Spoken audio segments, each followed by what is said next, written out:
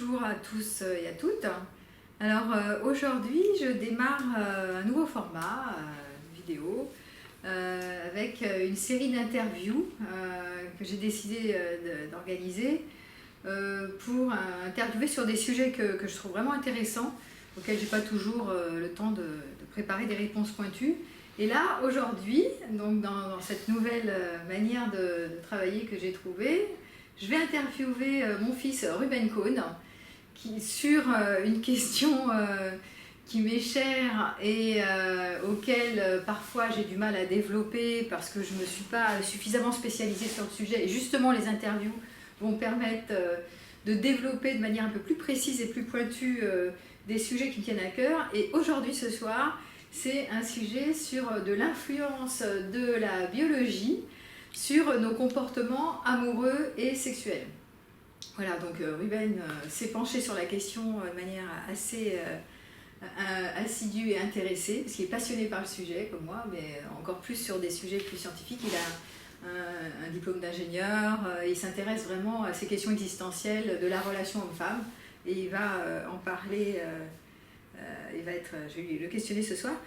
Donc la première question générale dont je voudrais te poser, qui peut intéresser tout notre public, c'est à ton avis, quelles sont les différences fondamentales entre hommes et femmes sur le plan relationnel amoureux? Alors bonjour à tous, bonjour à ceux qui m'écoutent dès à présent.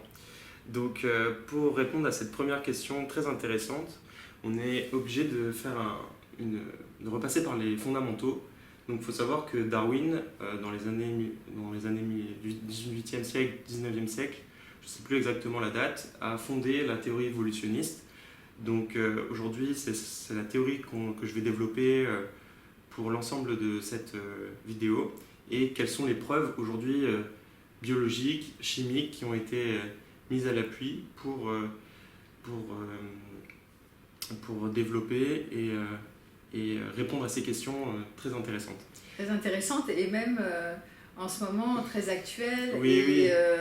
Et qui créent beaucoup de débats et de discussions oui, dans nos actualités. Oui, avec notamment les féminismes, etc. Le féminisme et les féministes d'aujourd'hui. Donc tout d'abord, pour commencer, la théorie évolutionniste, ça se base sur quoi? Ça se base sur que l'espèce humaine a évolué d'une certaine manière pour répondre à des critères de survie et de reproduction. Donc aujourd'hui, on est la conséquence d'un passé qui date de milliers d'années, de millions d'années, et dont nous sommes le comportement qu'on a aujourd'hui est une conséquence. Et donc on n'est pas libre de notre comportement, il est prédéterminé dès le départ par notre évolution. Et donc pour commencer... Ça c'est le postulat de départ. C'est le postulat de départ. Sur lequel on part quand on parle de la théorie évolutionniste. C'est ça. Et donc pour ce faire, je vais prouver ces arguments dans la suite de cette vidéo, et notamment dans la question de la relation amoureuse. Donc tout d'abord, je vais parler de différents types de neurotransmetteurs. Donc une molécule il y en a beaucoup des molécules de neurotransmetteurs dans notre cerveau. Je vais parler aujourd'hui de la testostérone, de la progestérone, des œstrogènes et de l'ocytocine, mais je ne vais pas rentrer dans le détail pour l'ocytocine. Et pour commencer, on va parler, pour répondre à cette question, du cycle ovulatoire féminin. Donc vous aurez à l'écran le cycle ovulatoire féminin, donc il se décompose en 28 jours à peu près, ça dépend des femmes. Donc une première phase est la phase folliculaire et l'autre phase est la phase lutéale. Et comme on peut le voir, ce cycle ovulatoire féminin, il commence J1 au début des règles et il a un pic au milieu qu'on appelle le pic de fécondité, c'est à J14, et c'est là où l'œstrogène atteint son pic et il y a un taux d'œstrogène le plus haut. Il y a une deuxième phase, dans la phase lutéale, où à ce moment-là, la phase où il y a un pic de progestérone, et on verra que ces différents pics ne révèlent pas des mêmes comportements en fait. Et donc je vais en revenir juste après. Donc différentes études ont été menées sur ce sujet parce que c'est très intéressant. On peut se demander pourquoi les femmes ont un taux d'œstrogène différent à certaines périodes de leur cycle ovulatoire. Oui, ça sert à quoi? Oui, c'est ça.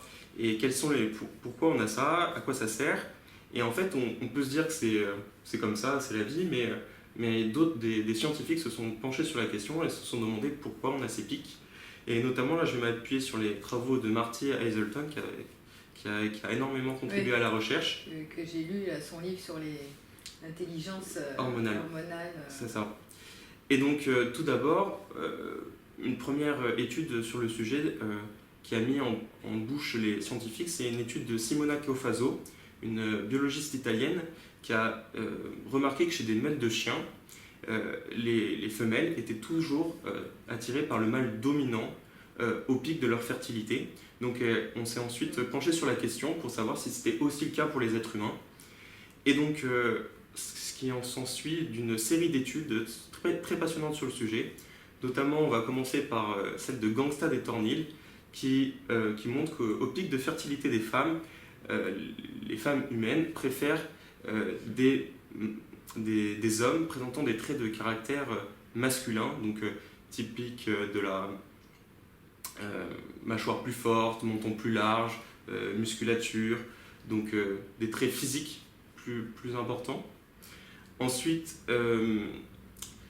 une autre étude intéressante sur le sujet des femmes qui sont au pic de fertilité, donc qui ont un haut taux d'estrogène, c'est qu'elles sont plus attirantes. Donc on a comparé à différents hommes, on a montré des femmes et on leur a demandé quelles étaient les femmes les plus attirantes, donc c'était les mêmes femmes, et en fonction du cycle. Ouais. Et donc ce qui était assez intéressant, c'est que les femmes les plus attirantes, c'est celles qui ont un plus haut taux d'œstrogène et qui sont au pic de leur fertilité. Ouais. Deux photos comme ça. Que je mettrai à l'écran. Ouais, c'est intéressant. C'est la photo qui plaît le plus à ces hommes, c'est quand elles sont au pic de leur fertilité, dans l'ovulation. Elles sont plus attractives sexuellement. C'est ça drôle parce que c'est curieux quand même de voir ça. Exactement. Une autre étude intéressante sur le sujet de James Rooney et Simons Zachary ont montré que les femmes étaient attirées par des hommes avec des hauts taux de testostérone. Donc toujours c'est toujours corrélé. Hein. Et donc les hauts taux de testostérone, comment on le remarque chez les hommes? Eh bien, haut taux de testostérone, je vais en venir plus tard dans la suite de cette question. Que je vais développer pour les hommes, comment fonctionne l'homme dans la relation amoureuse. Et donc je vais parler de la testostérone et son rôle plus précisément. On va répondre à la question juste après. Je vais juste continuer. Donc haut taux d'œstrogène, plus de compétitivité entre femmes. Donc, pour sélectionner le mâle. Pour sélectionner le mâle dominant, c'est ça. Plus de dépenses caloriques, plus de marche à pied. Donc ça... Plus de marche à pied. Plus de marche à pied, donc elles se montrent plus au public. Quand elles sont dans leur pic d'ovulation, c'est ça? Elles dépensent plus, donc elles sont un peu moins grosses. Elles essayent de mangent moins, ce que j'ai dit. Elles ont moins besoin de manger, elles ont plus besoin d'aller chasser, quoi. C'est ça, c'est exactement ça. C'est drôle, mais scientifiquement, il y a des... Ils ont évolué. Ils ont investigué comme ça, les chercheurs. La recherche, ça s'appelait... recherche sur la podométrie des femmes au moment où elles sont à leur pic de fertilité, donc, et ils ont vraiment constaté ce phénomène-là. Donc, de même, une étude de Marty Haselton et Gangstad a montré que les femmes préfèrent les hommes montrant des caractères dits masculins, la bravoure, la compétition, l'arrogance, la dominance, donc tous ces traits de caractère qui se révèlent du caractère masculin. Caractère fort masculin, c'est ça. D'homme fort. Donc, notamment, on retrouve aussi une autre étude qui montre que les femmes ont plus de chances d'être touchées par des hommes au moment de leur pic de fertilité. Leurs différentes théories sont mises à l'appui. Est-ce qu'elles montrent des signaux sexuels, ou est-ce qu'elles changent de manière de s'habiller, ou est-ce que c'est juste les hommes qui le remarquent inconsciemment? Donc ça, c'est des théories qu'on n'a pas encore la réponse, mais qui méritent d'être explorées. Toucher, c'est-à-dire toucher... Toucher physiquement. Ah, toucher physiquement, d'accord. C'est ça. Donc, aussi, on a constaté que les femmes aussi initient plus les relations sexuelles à ce moment-là de leur pic d'œstrogène. Elles sont plus entrepreneuses, c'est ça? Exactement. Partent en chasse, quoi. D'ailleurs, je crois que ça s'appelle la chasse, l'effort de la chasse, un truc comme ça. Ça doit traduit de l'anglais en français. Ensuite, donc, maintenant pour parler de l'œstrogène, on va parler à la progestérone. Donc, comme je vous l'ai montré sur le graphe précédent, que je vais remettre au montage, c'est la deuxième phase du cycle. Et là, c'est pas du tout le même comportement. Les femmes, à ce moment-là, elles préfèrent les individus en bonne santé. Elles préfèrent... elles sont répugnées par les... Quoi ? Ça m'étonne pas. Les femmes, sans le savoir, inconsciemment, sont attirées par des profils de personnalité masculins en bonne santé. Oui, saine, bonne santé. Je vais nous dire pourquoi d'ailleurs. Pourquoi la bonne santé ? J'en viens juste après la progestérone. Et donc, plus dégoûtées par des images répugnantes. Elles sont plus amicales, se rassemblent plus, donc plus gentilles a priori. Et elles catégorisent mieux leurs émotions. Et, intéressant, quand elles sont exclues socialement, elles développent plus de progestérone. Donc toutes ces études mettent en avant quelque chose de très intéressant, c'est qu'elles ont deux comportements différents en fonction de la phase de leur cycle. Et, la progestérone, donc il y a le pic d'ovulation, maximum de fécondité, et après il y a la progestérone, c'est ça ? Qui rentre en jeu, c'est ça. Dans un deuxième temps. Ok. Et donc ça s'alterne. Une fois que le petit pic de progestérone a fini, c'est le pic d'œstrogène qui va remonter, etc. Ouais, et donc en fait, il y a deux types de comportements qui est quand même très différent. Il y en a un où les femmes sont attirées par l'homme qui montre les bons gènes, l'homme masculin, et l'autre qui est attiré par les hommes plus stables. La progestérone. Quand il y a la progestérone. L'attirance pour les hommes plus stables, santé. En bonne santé, elles sont plus amicales, plus gentilles. Et notamment, une autre étude que je n'ai pas citée là, mais que je vais vous citer à l'instant, montre que les femmes, quand elles ont des hauts taux de progestérone, ne sont pas jugées compétitives par des femmes ayant un haut taux d'œstrogène. Ah bon ? Oui, donc en fait, ces femmes-là, elles sont quand même éliminées de la compétition intrasexuelle pour... Entre elles ? C'est-à-dire qu'elles sont moins en mode rivalité entre elles, c'est ça ? Oui. Parce que la rivalité, c'est pour aller sélectionner le mâle dominant. Le mâle alpha. C'est ça. Inconsciemment, qu'elles se disent, c'est le bon pour mes. Et donc elle voit une femme avec un haut taux de progestérone et elles vont se dire non, celle-là, c'est pas une rivale, je peux rester amie avec elle. Je peux rester amie. Mais au moment. Pas rivale. C'est ça. Et après, ça s'inverse. Donc, on n'est pas grand-chose. C'est bien bon si c'est biologique. Si on est vraiment influencé par cette biologie. Au point où, effectivement, il y a tellement d'années derrière que notre cerveau reptilien est navigué là-dedans, qu'on pourrait dire qu'on n'a pas beaucoup de contrôle, n'est-ce pas ? Ah ben, c'est assez surprenant de voir qu'on n'a pas... C'est surprenant ces études, quand même. Et donc, je vais continuer. Donc là, c'était pour les femmes. Et maintenant, pour les hommes, qu'est-ce qu'on en dit sur les hommes ? Donc là, je vais m'attarder sur la testostérone et la sérotonine. Et je vais aussi faire une petite introduction aux différentes études qui ont été faites sur la question de la psychologie évolutionniste. On a constaté que les chasseurs-cueilleurs, de l'époque des chasseurs-cueilleurs, les hommes dominants, les meilleurs chasseurs, avaient accès aux femmes les plus attractives et les femmes les plus fertiles.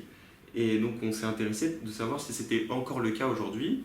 Est-ce que les hommes les plus hauts dans la hiérarchie, parce que être le meilleur chasseur à l'époque, c'était être le mâle dominant. Placé, oui. Placé, le chef dans la hiérarchie, le royaume. Quoi. Parce que celui qui ramenait le plus de nourriture, c'était celui qui était le mieux vu de tous.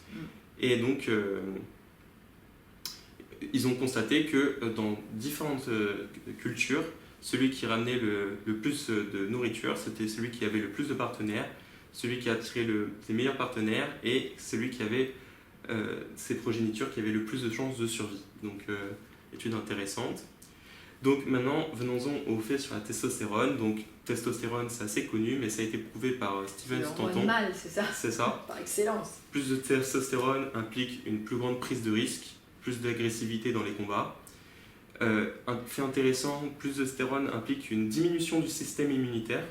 Alors, plus de testostérone, l'homme il a un système immunitaire en chute. C'est ça. Incroyable ça. En fait, pourquoi ? Parce que c'était plus efficace d'avoir un haut taux de testostérone qu'un haut taux une meilleure défense du système immunitaire, parce que c'était plus rentable dans les deux cas. Dans le cas où on avait plus testostérone, on avait plus de chances de survie parce que sinon on allait se faire bouffer d'une autre manière. Plus agressif, quoi. C'est ça. Quand tu es plus agressif, tu pars au combat et Mais donc t'as tu plus- survis plus, en fait. Tu survis c'est ça plus, c'est ça. Ok. C'est ça. Donc ensuite, bon, c'est connu, testostérone, plus de muscles, plus de synthèse des protéines, plus de barbe, plus de poils, mâchoire plus carrée. Toute la masculinité C'est ça. apparente, quoi. Des études anthropologiques ont montré que les squelettes mâles contiennent beaucoup plus de fractures que les squelettes femelles, ce qui veut dire que les hommes partaient plus au combat que les femmes à l'époque. Et surtout, c'était aussi des combats entre hommes, parce que c'est des lances qu'on retrouvait dans les squelettes des... Mais en fait, ils combattaient entre eux pour les dangers extérieurs ou pour avoir le plus de femmes. Le plus de femmes, a priori. Ouais, ça me fait penser aux animaux, ça. C'est ça, c'est pareil dans le cycle animal, c'est la même chose. Ouais, ouais. Ils combattent pour avoir le maximum de conquêtes femelles. Donc on a constaté aussi que les hommes qui ont un haut taux de testostérone, ils poursuivent plus les femmes, il y a plus de compétition entre eux, ils sont plus compétitifs. Poursuivre dans le sens essayer d'arriver à leur fin, c'est ça? C'est ça. D'avoir des conquêtes. Ils vont avoir plus de conquêtes. Séducteurs. Et donjons, quoi. Et ce qui est assez intéressant, c'est que quand on met une femme à côté d'un groupe d'hommes, il y a une augmentation de testostérone de l'ensemble du groupe des hommes. Donc c'est vraiment celui qui va gagner l'accès à la femme. Et moi, de mon côté, je l'ai constaté quand je suis avec un groupe d'amis, on compare toujours entre nous pour savoir qui c'est qui aura... Le plus beau, le plus ça sera un peu subtil, mais on va se lâcher des attaques un peu vicieuses pour savoir qui est au-dessus des autres, quoi.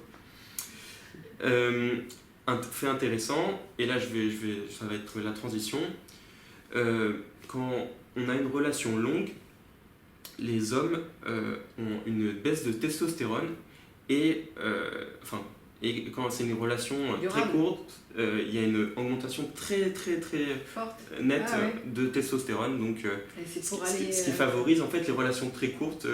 Ça nous c'est pour aller à la conquête, c'est ça? C'est ça. C'est pour capter. Ouais. Et après, si ça devient durable, ça diminue le taux de testostérone, d'accord. Il n'y a plus besoin d'aller chasser, quoi, en fait. Oui, c'est deux stratégies sexuelles complètement différentes. Dans un cas, si on produit de la testostérone si on veut aller chasser, parce que c'est comme ça qu'on est constitué. C'est ça. Et on est mis en valeur par notre testostérone. Les femmes préfèrent les hommes ayant des hauts taux de testostérone, donc on en produit plus. On produit un maximum pour aller à la conquête. Vous devenez très viril et très masculin, c'est ça? C'est ça. Et le caractère fort, entre guillemets, qui plaît aux femmes, le fameux homme viril. C'est ça. Qui est toujours à la mode aujourd'hui, d'actualité, malgré ce qu'on en dit. Toujours, en fait, c'est toujours ceux-là qu'on a envie de séduire, quelque part, en tant que femme.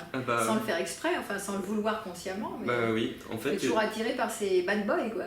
Et pourquoi? Ceux qui ont des relations extra-conjugales ont plus de testostérone. C'est prouvé par... Hommes ou femmes? Hommes. Ouais, en plus, ils sont plus attractifs pour les femmes. C'est ça, exactement. Et du coup, on a aussi remarqué, donc, à propos de la testostérone, que c'était corrélé à la sérotonine.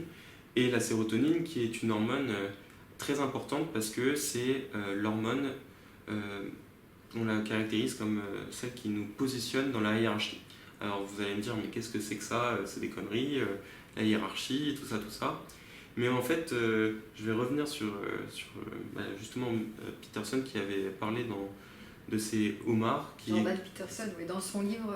12 règles pour une vie, il en parle aussi dans ses conférences, où il prend l'exemple d'un homard et il explique que un homard à lequel on donne des antidépresseurs, il va partir au combat et il va se rentrer en compétition pour avoir accès au meilleur abri durant les différents courants, les différentes saisons, parce que les homards ont des abris qui sont très fictifs et qui varient en fonction des saisons. Et donc savoir qui aura le meilleur abri, c'est vraiment une tâche propre aux homards. Et comme vous le savez, les homards ont vous ne le savez peut-être pas, mais les homards ont un système chimique très proche du nôtre, et donc les analyser, ça me permet de mieux nous comprendre aussi en tant qu'hommes. Et donc on a différentes études qui ont été menées sur le sujet, et on a vérifié si cette théorie sur les homards était aussi vraie sur les humains.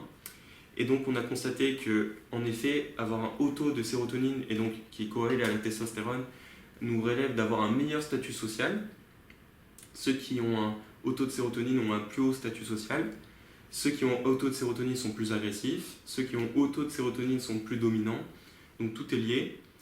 Et donc le cocktail testostérone et sérotonine est un cocktail gagnant, c'est ça, au niveau c'est ça. des hormones. Et ceux qui ont un haut taux de sérotonine sont plus sereins, sont plus dominants, plus agressifs. Et ceux qui ont un faible taux de sérotonine, quant à eux, sont plus enclins à ressentir des émotions négatives et à partir en dépression en fait. Et ça c'est quand même très intéressant parce que c'est... Justement, en quoi c'est intéressant par rapport aux relations amoureuses? Eh bien c'est parce que on sera attiré donc, par des gens qui ont un haut taux de sérotonine, donc des gens dominants, agressifs et donc stables et... oui, à la fois, c'est ça, fois agressifs, qui partent à la conquête, mais en même temps stables émotionnellement, engagés, etc. Donc les femmes vont plutôt sélectionner ceux-là, ceux qui ont à la fois ce fort taux qui produisent à la fois beaucoup de testostérone et de sérotonine. Oui, c'est ça. Eux, ils sont vraiment, ils sont attractifs plus quoi. C'est ça, c'est la le haute top, valeur, le top du top. C'est donc ça. Mesdames, sans le faire exprès, ne vous étonnez pas d'être accroché, que votre regard soit agrippé par un homme de cette sorte-là, parce que c'est biologique en fait, tout simplement. Mais ce qui est encore plus intéressant, c'est que une étude de Lorraine Rivera a montré que quand on arrive, hommes et femmes, à distinguer exactement qui a les plus hauts taux de sérotonine inconsciemment. Incroyable. Et en fait, elle a pris l'exemple des videurs en boîte de nuit. C'est ces personnes-là qui arrivent, qui font ça toute la journée, qui vérifient qui peut rentrer ou non dans la boîte de nuit. Et en fait, ils sélectionnent très souvent ceux qui ont les plus hauts taux de sérotonine. Et en fait, elle explique que ça se traduit par une manière de se comporter, une manière d'agir, une manière de se déplacer, de se mouvoir, de parler. Donc plein de facteurs qu'on ne maîtrise pas et donc qu'on est complètement déterminé par notre... Ce sont les bons citoyens, quoi. C'est des hommes qui sont des hommes, mais qui sont quand même des comportements adéquats, corrects, c'est ça, élégants. Qui sont confiance en eux. Mais qui ne sont pas chaotiques dans le désordre. Voilà, qui sont complètement ordonnés. Quoi, c'est voilà. ça. C'est à la fois, donc à la fois correct, bien propre sur eux, et à la fois donc stable émotionnellement, et donc la testostérone qui est plutôt le côté affirmé, convaincu, c'est ça. Qui en impose, quoi. D'accord, c'est intéressant. Et donc les femmes, ce que tu veux dire, c'est que les femmes sont à leur insu attirées par des hommes qui ont ces composantes, c'est ça? Alors comme je l'avais dit, c'était au pic de leur fertilité. Ah oui, qu'elles sont attirées au pic de leur fertilité. Et donc quand elles y sont pas... C'est pas du tout le même comportement. C'est pas le cas, d'accord. C'est pas du tout la même recherche de partenaires. Comme on l'avait vu, c'est des partenaires plus stables émotionnellement parlant, qui vont rester des personnes qu'on appelle dans la psychologie évolutionniste, si on compare ça aux tribus animales, les hommes bêta. Oui, les hommes alpha et les hommes bêta. C'est ça, on dit les mâles alpha, donc les hommes et du coup il y a les hommes bêta. Et en fait, ces hommes-là, c'est ceux qui vont fournir en ressources, c'est les hommes qui vont être stables, qui vont toujours prendre soin de la femelle, alors que les hommes alpha qui ont beaucoup plus, sont beaucoup plus dominants. Ils sont moins disponibles en fait, c'est ça. Et ben, ils s'intéressent moins, ils sont moins dans le prendre soin, c'est ça. Je vais l'expliquer après, mais en fait, ils ont tellement de conquêtes qu'ils ne peuvent pas passer du temps, ils ont tellement de partenaires que fournir du temps et de l'investissement dans un partenaire, c'est trop leur demander. C'est trop leur demander, c'est ça. Et donc, mais c'est pas que la conquête de partenaires, je pense qu'ils sont aussi ces mâles alpha, mais il y a des femmes aussi comme ça, mais qui sont tellement mobilisées sur leur carrière, sur le fait d'augmenter leur place hiérarchique, leur statut social, des signes d'avoir du pouvoir et des signes extérieurs de richesse, qu'elles n'ont pas forcément de temps à consacrer, ou pas tant que ça, à leur mari ou à leur femme et à leurs enfants, à leur progéniture, etc. Parce qu'ils ont d'autres chats à fouetter, en fait, c'est ça. Bah oui, c'est ça. De toute façon, pour être en haut de la hiérarchie, ça demande énormément de travail et d'efforts. Et c'est une compétition sans arrêt, parce qu'il y a d'autres mâles qui attendent derrière. Qui poussent derrière parce pour être au même niveau. C'est ça, parce que c'est... La compétition est rude. Elle est très très rude, hein, parce que C'est parce que, comme on l'a pu le voir, ceux qui sont au sommet de la hiérarchie, ils ont accès à l'ensemble des femmes, et ceux qui ne le sont pas, ils ont accès à rien. Et c'est un des problèmes qu'on retrouve. C'est très discriminant, hein. C'est ça. La théorie évolutionniste, c'est vraiment, il y a ceux qui arrivent là, qui ont tout le paquet, Et- ils sont au sommet, en et fait- les autres, ils ont droit à rien. Et donc, ça veut dire que, oui, ça voudrait dire que les beaux mâles sexy, ils ont tout ce qu'ils veulent, et les autres...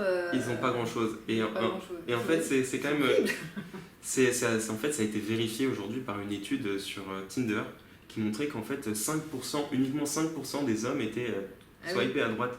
Ça veut dire que 95% des hommes, Ah oui, des autres hommes, ils sont nextés et on n'en entend plus parler et ils sont invisibles en fait aux yeux du monde.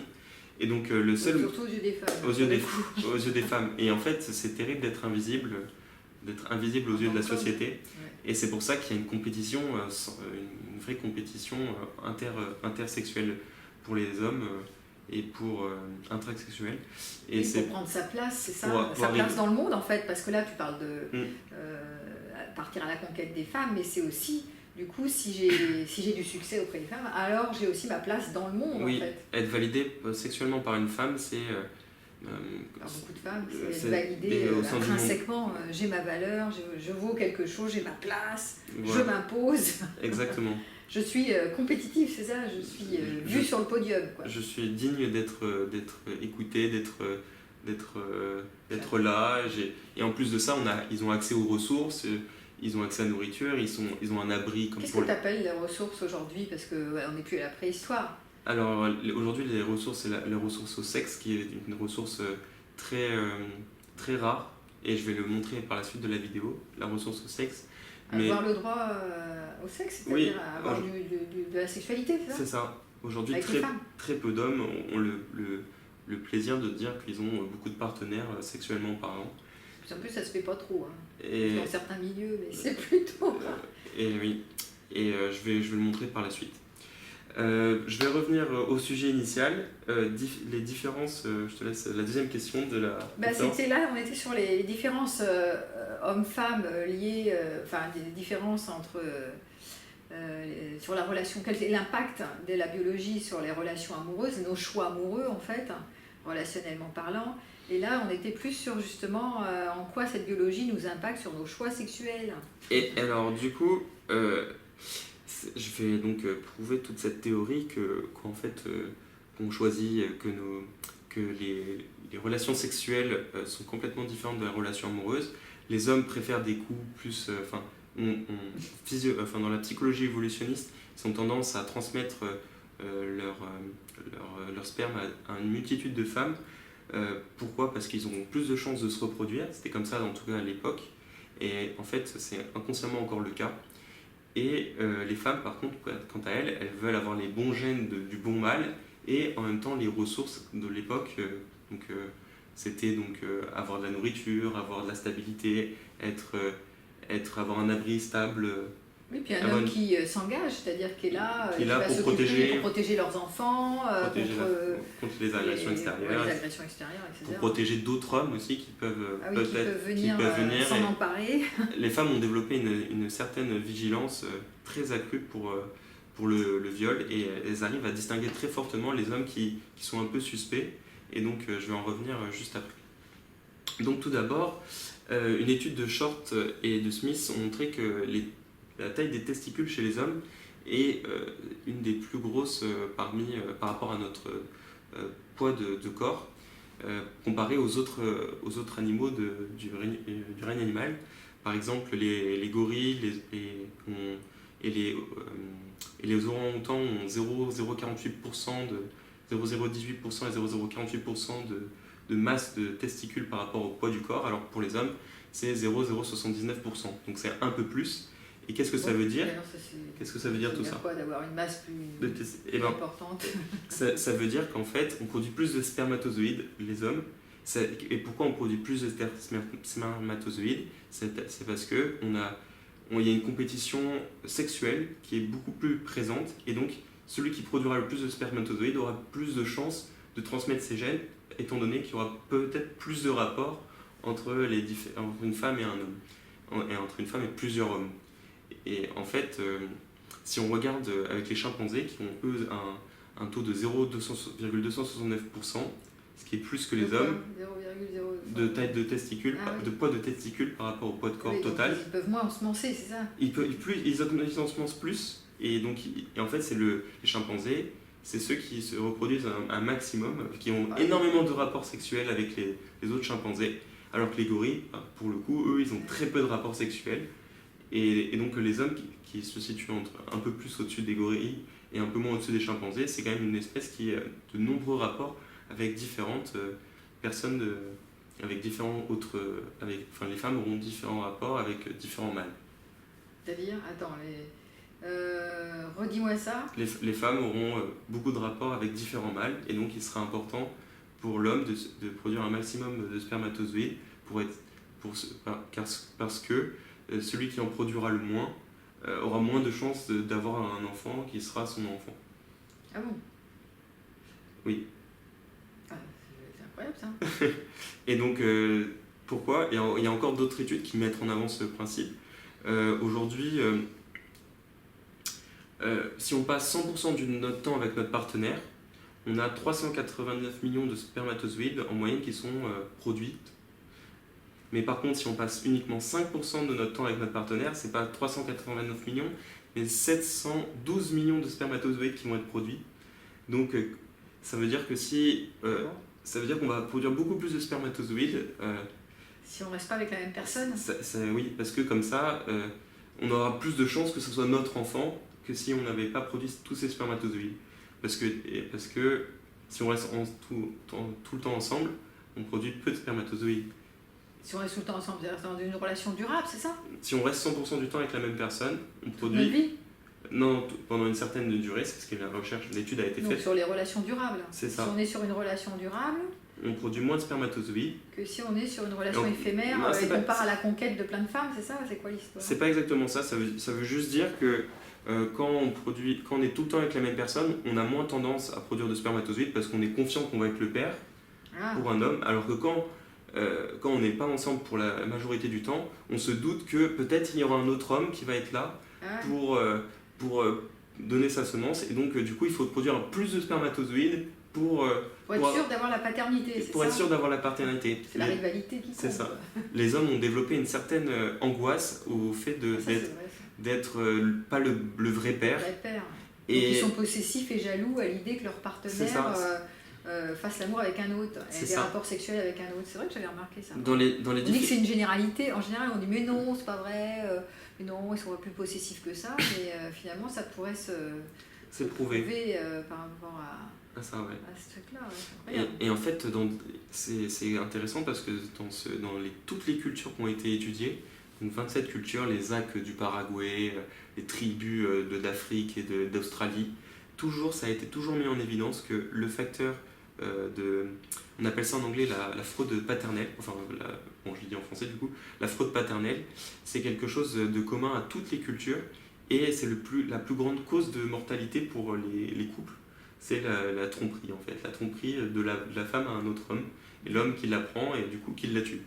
Donc ça, c'est quelque chose de commun et de très fréquent. Il est jaloux du rival, qu'elle ait été possédée par un autre. Et qu'elle a été enfantée par un autre, et que l'homme soit donc je me répète, c'est que l'homme a peur d'élever les enfants d'un autre homme, et que ça ne soit pas ses enfants à lui en fait. Oui, c'est vrai ça. C'est la plus grande peur d'un homme, et c'est pour ça qu'ils sont très, très vigilants, très jaloux, très possessifs, règnent en maître sur leur partenaire. Et surtout, ils ont fait des études et ils ont constaté que c'était surtout vrai au pic de fertilité, et les hommes étaient encore d'autant plus jaloux. Pic de fertilité des femmes. Oui, et étaient d'autant plus jaloux que les femmes étaient à leur pic de fertilité. Dans leur pic de fertilité, tu avais dit tout à l'heure qu'elles avaient tendance, justement, même s'ils étaient en couple, à avoir envie d'aller chasser d'autres hommes. Elles étaient en mode je désire, j'ai un désir plus fort qui s'accroît, et j'ai envie d'aller chasser, même si je le fais pas exprès. C'est ça. Donc maintenant il y a différentes études que je vais vous montrer. Donc c'est pour une femme le désir et en comparaison les hommes, les désirs d'avoir un nombre différent de partenaires. Donc, comme Pour on une peut... femme, avoir envie d'avoir plusieurs partenaires. Ouais, et qu'on va comparer le nombre de partenaires que Ah oui, voudrait ça, c'est avoir une femme ou un homme. D'accord, parce qu'on part du postulat souvent que les hommes ici, là c'est le postulat de base, que les hommes ont plutôt tendance à multiplier, enfin avoir envie de conquérir les femmes, et donc à être plutôt des donjons et sexuellement avoir des comportements plus agressifs sexuellement, hein, plus volontaristes, et que les femmes, elles, au contraire, elles ont plus envie de relations sérieuses, de s'engager, et elles ont moins envie de conquérir, quoi. Ça c'est ce postulat, c'est ça ? C'est ça. Et donc, comme on peut le voir sur ce graphique, que vous allez voir à l'écran, les femmes veulent quand même moins de partenaires que les hommes. Veulent moins de partenaires. C'est ça, elles veulent moins de partenaires. Donc, ça, on les a interviewées pour le savoir ou pas ? Oui, elles les ont on a interviewées. remarqué que on a fait un constat qu'elles on a avaient interviewé moins plus de 30 000 femmes et ils ont constaté que... souhaitaient avoir moins de partenaires que les hommes. On leur a demandé combien de partenaires vous voulez. Et on a demandé aux hommes, ouais c'est ça, sur 1 mois, 6 mois, 2 ans, 3 ans, 4 ans. Et elles ont écrit un nombre et comparé aux hommes, ça faisait beaucoup plus petit nombre que celui des femmes. Donc ça c'est un premier point. Et tu sais pourquoi ? Pourquoi les femmes veulent moins de partenaires ? Parce que typiquement elles n'ont pas besoin d'avoir, tant qu'elles ont les bons gènes de l'homme qui a tant qu'elles ont leur homme qui a les bons gènes et leur homme qui fournit les ressources, elles n'ont pas besoin d'aller voir d'autres hommes en fait. S'engager, être là auprès d'elles. C'est ça, à lui fournir de la protection. De l'attention, de la considération, etc. Elles n'ont pas besoin d'aller voir ailleurs. Et des études, bon, ça serait un peu, c'est un peu mitigé. Elles veulent construire, c'est ça, elles sont plus dans, je veux construire quelque chose de sérieux, pour la pérennité. C'est ça, et donc une femme qui a beaucoup de rapports sexuels, ça entraîne souvent beaucoup d'hommes différents. Avec d'hommes différents, oui. Beaucoup de rapports sexuels avec d'hommes différents, ça entraîne des caractères, c'est ce qui est très fréquent aujourd'hui. Masculin, non ? Ce sont des femmes qu'on dit plutôt masculines ou...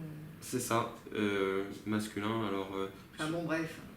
qui partent... Et alors, celles qui ont beaucoup de conquêtes différentes études ont été menées à ce jour et ça, on voit que sur les différents graphes, elles sont plus enclins à être malheureuses en fait sur le long terme que celles qui ont moins de partenaires.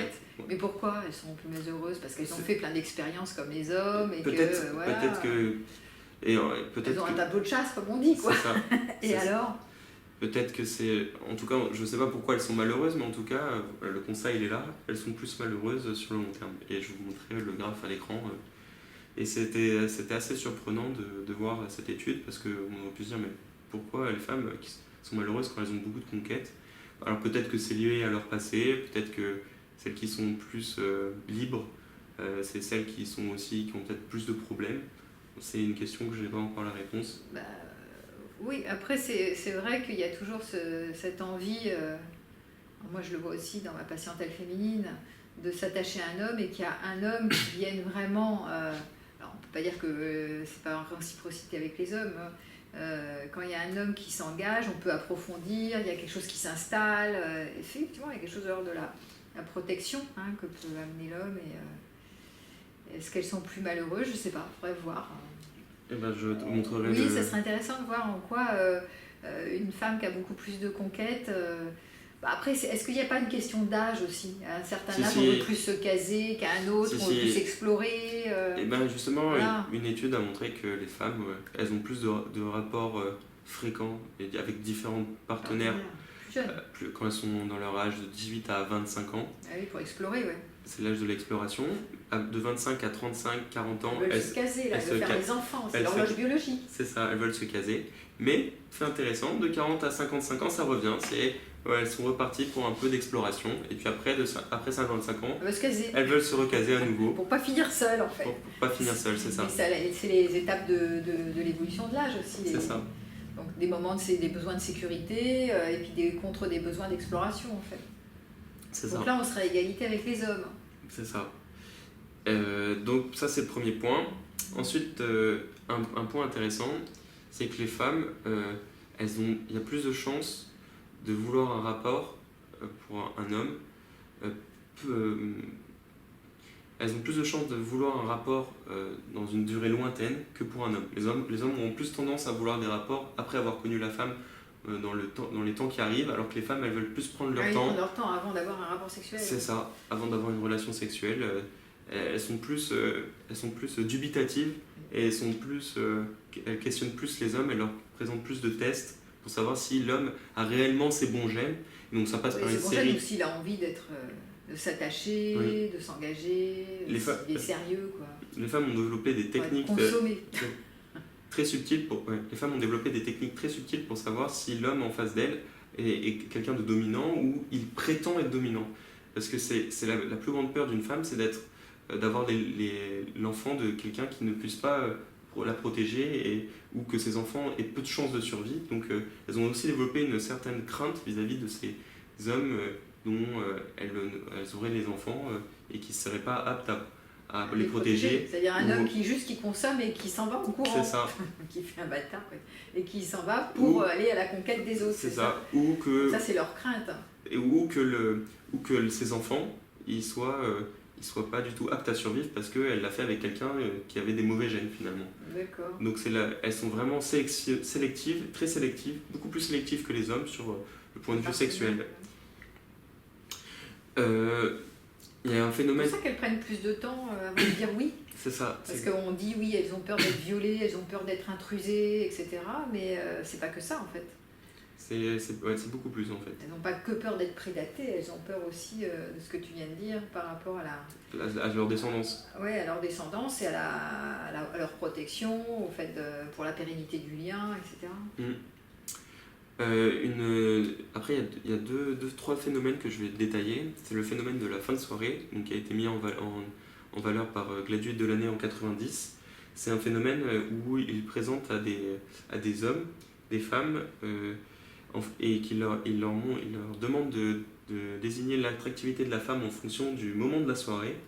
Et les hommes qui sont peut-être un peu difficiles au début, qui vont peut-être donner une note de 5,5 sur 10 à la femme, à la fin de soirée, ils vont commencer à mettre peut-être 6,5, 7, ils vont être plus gentils, parce que le fin de soirée, c'est le moment où il faut, même si on n'a rien eu, il faut quand même ramener quelqu'un et transmettre ses gènes, même si on n'a pas réussi à gérer la soirée, quoi. Donc les hommes sont plus enclins à des bonnes notes à la fin. À des bonnes notes, et on pourrait croire que ça soit lié à l'alcool, mais pas du tout, hein, c'est pareil.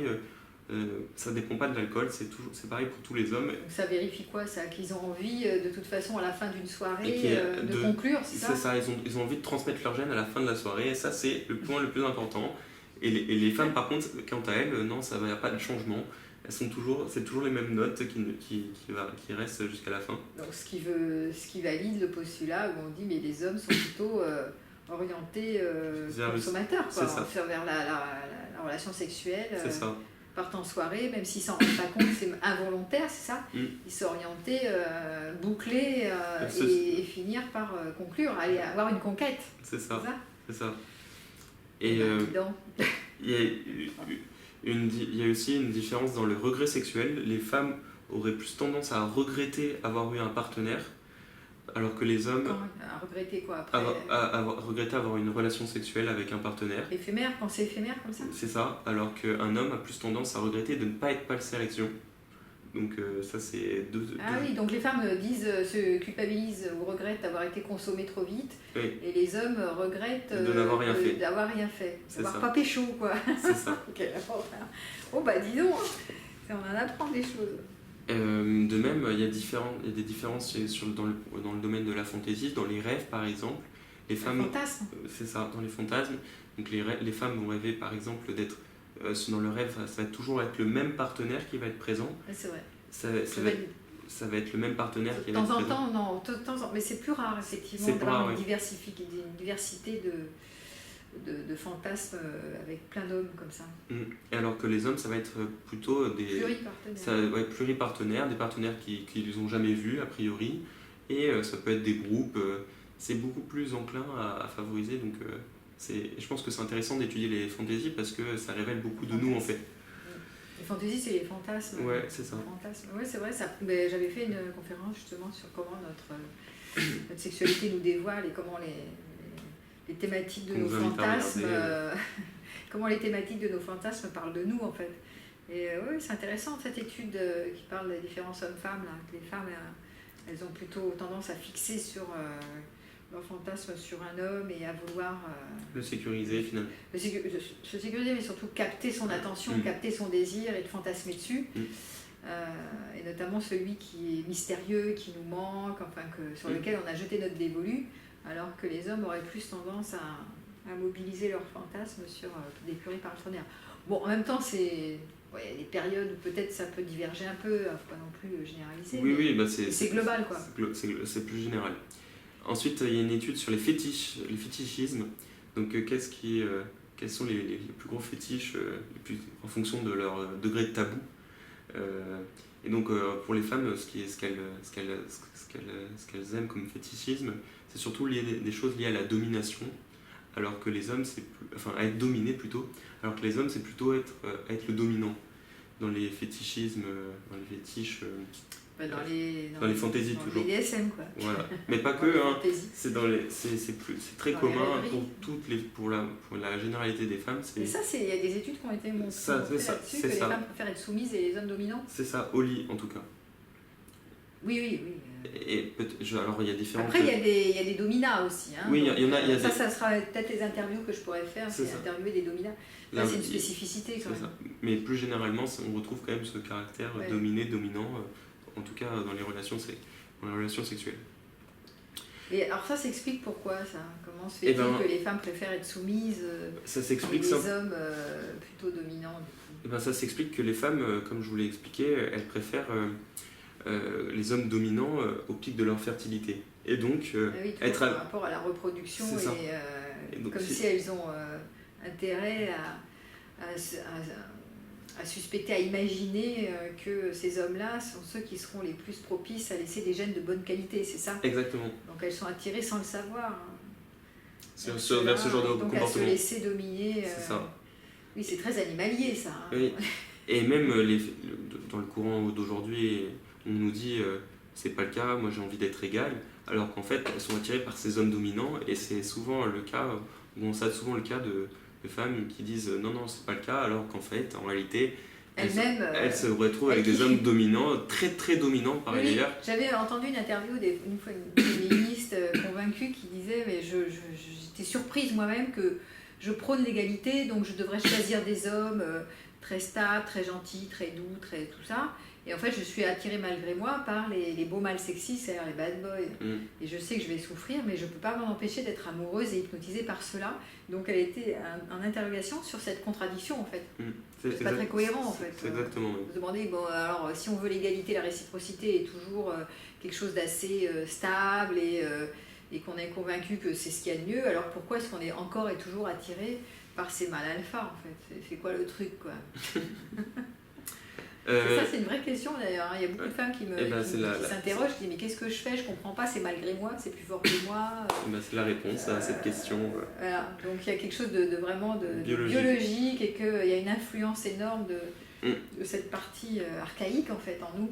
Exactement. C'est des traces de notre cerveau reptilien. Exactement. Et on peut pas s'en empêcher. Parce qu'elle dit c'est plus fort que moi, quoi. Oui, c'est ça. Je ne comprends vraiment pas. J'ai aucun intérêt parce que moi, il y a plein d'hommes qui s'intéressent à moi, qui sont des hommes gentils, qui veulent s'engager, tout ça. Alors cela ne m'attire pas.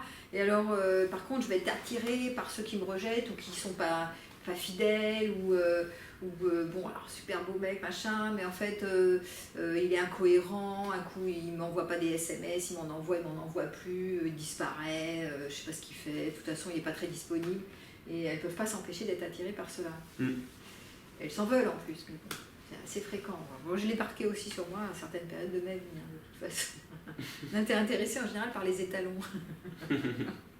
En tout cas, c'est ceux qui ont une place élevé en tout cas dans la hiérarchie, c'est ça? Oui, c'est ça. Ouais. Donc maintenant, un autre fait intéressant, les femmes, lors de leur pic de fertilité, ont plus de chances d'avoir d'orgasme avec leur partenaire extra-conjugal. Alors, pourquoi faut-il encore qu'elles aient des partenaires extra-conjugaux? Parce qu'il y en a qui se l'interdisent quand même, la majorité. Pour celles qui en ont, en tout cas, elles ont plus d'orgasme avec leur partenaire extra-conjugal. Et on a constaté que pour une femme qui avait un orgasme ou une femme qui n'en avait pas, elles ont 5% de chances de plus de conserver le spermatozoïde pour celles qui avaient un orgasme, alors que pour celles qui n'en avaient pas. Donc qu'est-ce que ça veut dire? C'est cette différence peut-être légère mais quand même significative, parce que si on reproduit ça sur des générations, celles qui ont un orgasme, alors elles favorisent plus la reproduction. Et donc ça veut dire juste que celles qui ont des partenaires conjugaux, c'est souvent des partenaires qui ont des bons gènes, parce que pourquoi aller voir ailleurs alors qu'on a déjà quelqu'un de stable et qui fournit en ressources? C'est souvent parce que cet homme-là, il fournit les bons gènes, mais que mon homme, il me fournit la stabilité, les ressources, l'argent peut-être, la maison. Alors pourquoi ils vont voir ailleurs? Et bien justement pour avoir les enfants avec des bons gènes.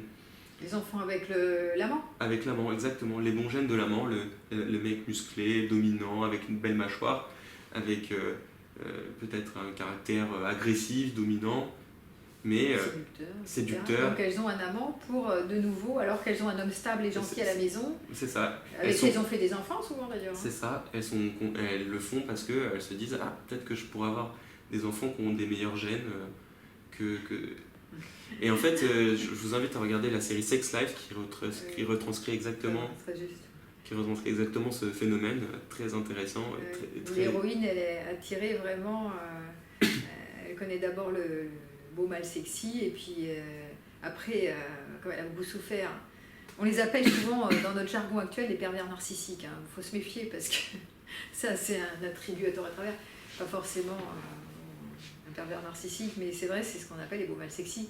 Et donc elle est attirée par lui, puis après elle en peut plus de souffrir, donc elle s'engage dans sa vie, elle construit sa vie, elle fait des enfants avec l'homme bien surtout engagé. Et encore, si elle pouvait, elle aurait eu des enfants avec le bellade sexy. Ouais. Et dans la série, elle n'arrive pas à en avoir d'ailleurs. Il n'en veut pas, lui, je crois. Oui, bon. Et en tout cas, avoir les enfants du bellade sexy, mais que l'autre élève les enfants du bellade sexy, quoi. Ah oui, c'est ça. Oui. C'est ça. Le beurre et l'argent du beurre. C'est le but. Donc une femme qui a finalement choisi de faire des enfants avec un homme qui est plutôt stable, engagé, un gentil garçon, quoi. Oui. Va quand même être attirée malgré elle avec par d'autres partenaires. Parfois se prendre un amant quand elle franchit la limite du contrat d'exclusivité, c'est ça. Et en fait, ce que tu dis, c'est qu'elle va être tellement amoureuse et possédée par ses hormones qu'elle va avoir envie de garder sa semence et de faire un nouvel enfant, c'est ça? C'est ça, et garder quand même l'autre mâle pour que celui-ci fournisse ressources, argent, protection. Elle veut les deux à la fois. Et c'est vraiment la conclusion de la série où elle choisit les deux à la fin, à la fois. Du coup, par la suite de ces super études, ces relations extra-conjugales, c'est pas des bêtises parce que c'est propre à toutes les cultures, donc les Acs du Paraguay, les Yanomamo du Venezuela, les Tiwi d'Australie, bref, toutes les cultures, c'est vérifié, c'est quelque chose de propre. Les femmes ont envie d'avoir des relations extra-conjugales. Quelque chose de pérenne et elles désirent des relations extra-conjugales. C'est ça. Et les hommes, non? Les hommes, si, mais c'est pas pour la même raison. Les hommes, ils ont aussi des relations extra-conjugales, mais c'est pour eux, c'est pas pour protéger c'est juste pour avoir plus de chances d'avoir des enfants et se reproduire un maximum, quoi. Alors que les femmes, c'est surtout pour avoir que ces enfants ils aient les bons gènes. Les hommes, eux, c'est juste pour avoir plus de chances que leurs enfants survivent et que eux à leur tour se reproduisent et donc faire perdurer. Dans le monde. C'est ça. Laisser leurs traces à travers leur progéniture. C'est ça. C'est exactement ça. Et donc quand les hommes, ils ont des études qui ont montré que les hommes ont plus de chances de saisir les opportunités quand elles se présentent à eux. Et donc, quand ils voient une opportunité, on a tout de suite envie de sauter sur l'occasion. Et les femmes, elles sont moins opportunistes. Oui, c'est vrai. C'est ça. Oui, il y a des chances que moi, je l'ai vérifié moi-même dans mon expérience. Moi, opportuniste, c'est plus, on est plus hypnotisé par une personne. C'est ça. Et d'un coup, on a envie de focuser dessus et on investit dessus. Mais c'est moins en mode opportuniste en fait. Bon, il y a une opportunité, mais après, il y a envie de s'attacher, de faire perdurer, de capter, de garder en fait. Et c'est pour ça que les femmes qui promeuvent des caractères très libertaires, donc qui sont très enclins à avoir des relations sexuelles avec des partenaires différents. Comme les folies amoureuses. C'est ça. Et ben les hommes, ils sont très contents parce qu'ils vont sauter sur l'occasion, ils vont dire « Ah, celle-là, je la veux !» Elle est bonne. Mais sauf qu'au fond, c'est peut-être pas la bonne chose parce que parce qu'après il y a des conséquences qu'ils peuvent avoir, en tout cas aujourd'hui. Et notamment les femmes jeunes le savent, celles qui sont vers la trentaine, là, on le sait sur les sites de rencontres, hein, qui veulent se caser entre guillemets, elles savent que c'est pas terrible de se montrer sur les sites parce qu'elles vont être traitées d'allumeuses en fait. Donc elles risquent moins d'être choisies par des hommes qui veulent des femmes sérieuses. Alors, c'est intéressant ce que tu viens de dire, parce que elles vont être traitées d'allumeuses non pas par les hommes, enfin en partie par les hommes, mais à 2 fois plus de chances d'être traitées d'allumeuses par une autre femme en fait. Et comme je vous l'avais dit, c'est parce que c'est d'autres femmes qui sont au même pic de fertilité qui vont dire ah non, celle-là c'est vraiment une allumeuse. Elles sont jalouses, elles sont envieuses en fait. Elles sont jalouses, et c'est ça.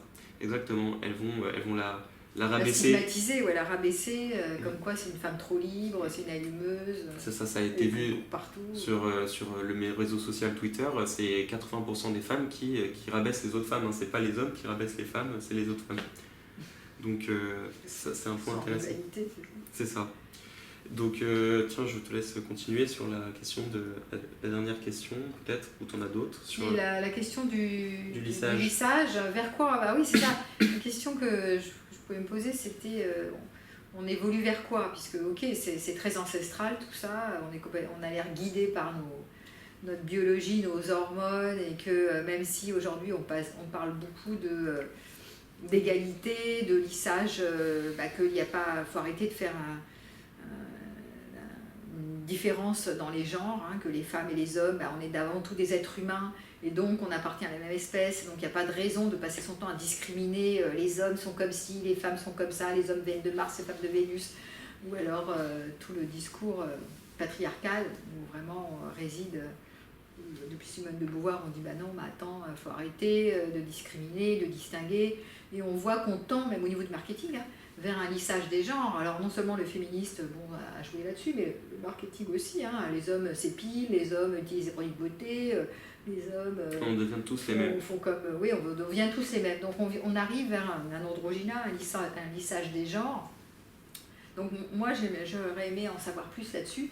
Est-ce que à ton avis, avec cette théorie de l'évolution qui est toujours là et toujours vraie maintenant, parce que ce cerveau reptilien élamique il est toujours là, il est toujours vrai, on s'en est pas départi. Est-ce qu'on tend vraiment, notre société, en tout cas occidentale, évolue vers un lissage des genres, culturellement parlant, ou est-ce qu'on est encore empreint de cette biologie, et à ton avis, on tend vers quoi?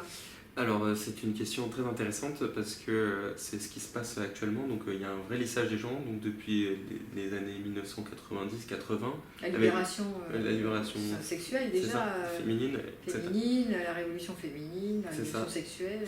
Et on encourage les hommes à être plus égaux dès encourager à supporter les femmes, à se dire non, toi t'es un homme, tu dois pas être dominant, tu dois être gentil, respectueux, etc. Et donc qu'est-ce qui se passe? C'est que j'ai différents graphiques que je vais vous montrer. Le premier c'est le déclin des relations sexuelles des hommes quand ils sont jeunes, donc 18-25 ans. Aujourd'hui, ils ont le taux d'hommes qui n'ont pas de sexe en dessous entre 18 et 30 ans a doublé. Donc avant il y avait 14% des hommes qui n'avaient pas de sexe en dessous de 30 ans durant l'année précédente, maintenant c'est 28%. Donc il y a 2 fois plus d'hommes qui n'ont pas de sexe, qui n'ont pas accès au sexe. Pourquoi? Parce qu'ils sont pas... Quand un homme il est au sommet de sa hiérarchie, au sommet de sa virilité, de son pouvoir de séduction. C'est ça, de son pouvoir de séduction, il est le plus attirant sur le marché sexuel, sur le marché de l'amour. Quand il a vers 30-35 ans, c'est parce que c'est au moment de sa vie où il a le plus de richesse, c'est le moment de sa vie où il est le plus développé, et en même temps il est encore très attirant physiquement parlant, c'est pas un vieux, et il est encore sexy, quoi. Il est encore sexy, il peut encore fournir de la protection à ses partenaires. Donc ce qui se passe, c'est que les jeunes, ils ont plus accès, les jeunes hommes, ils ont de moins en moins accès au sexe. Pourquoi? Parce que justement on arrive à un lissage où les jeunes hommes ils sont de plus en plus on pourrait croire en fait ce qui se passe, c'est que quand on dit qu'on veut l'égalité des sexes, ce qui se passe c'est qu'on crée en fait le contraire, on crée une plus grande inégalité en faisant en sorte que les femmes elles puissent choisir les hommes encore plus dominants que ça ne l'était.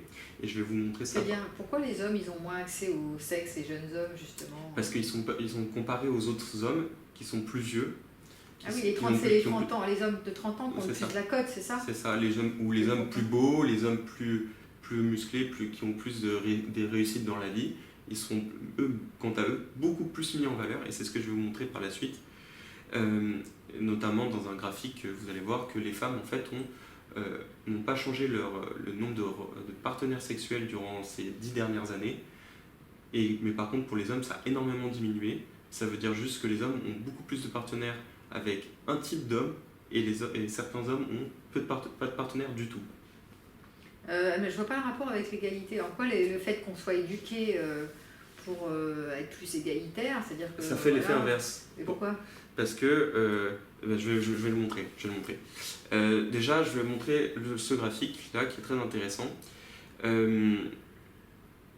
Tout d'abord, une étude de Brechneit a montré que les femmes préféraient étaient plus sélectives, préféraient des hommes plus éduqués, mais ce n'était pas le cas pour les hommes. Les hommes ne préfèrent pas les femmes plus éduquées, ils s'en foutent. Ensuite, un second graphe, il montre que les femmes, au fil des années, par exemple là c'est les années 71, 92, 99, 2007, 2015, on voit que les femmes, elles sont plus enclines à avoir une relation sexuelle avec un partenaire sans être forcément amoureux. Donc maintenant, les relations sexuelles, ce n'est plus forcément que l'amour. Il ne faut pas que l'amour pour avoir des relations sexuelles. Donc c'est le premier point que je voulais développer. Ensuite, parmi ces graphiques, certains hommes, comme on peut le voir ici, alors là c'est deux graphiques. C'est un graphique qui montre, en fonction d'une année, le nombre de femmes qui a eu au moins 2 partenaires. Et là, pour les hommes, ceux qui ont eu au moins 2 partenaires en fonction des années et en fonction et ça c'est le graphe qui va prouver ce que tu me demandais.